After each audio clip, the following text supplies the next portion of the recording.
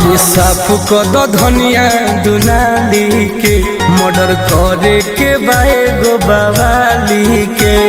अरे जल्दी करो ना। अच्छा अरे साफ कद धनिया दुनाली के मर्डर करे के बाए गो बवाली के।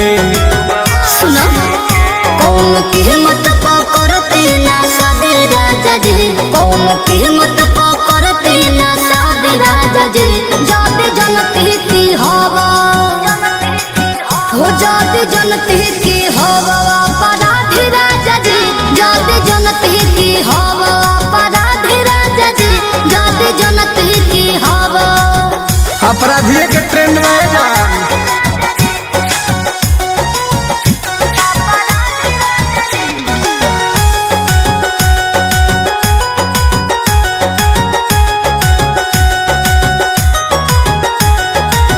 सोचलो न कैसे रहे तो हर में हरे करलो तेंद रोज खाना को चोरे।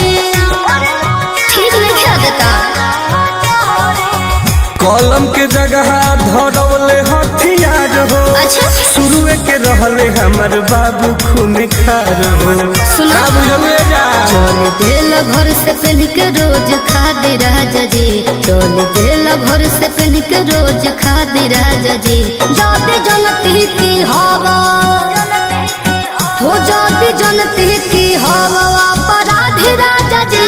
कौन कीमत करते ना सादे राजा जी। जाते जनती की हवा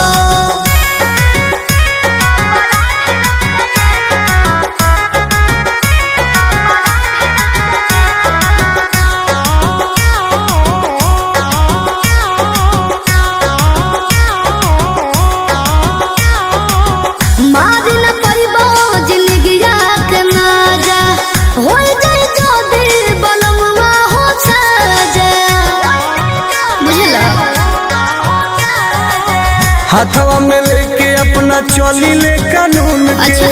केहू ना गवाह दी करब केतनो खून के।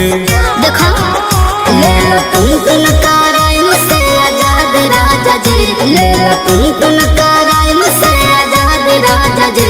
जाते जनती की हवा हो, जाते जनती की हवा अपराधी राजा जी। कौन कीमत करते ना सादे राजा जी। जाते जनती की हवा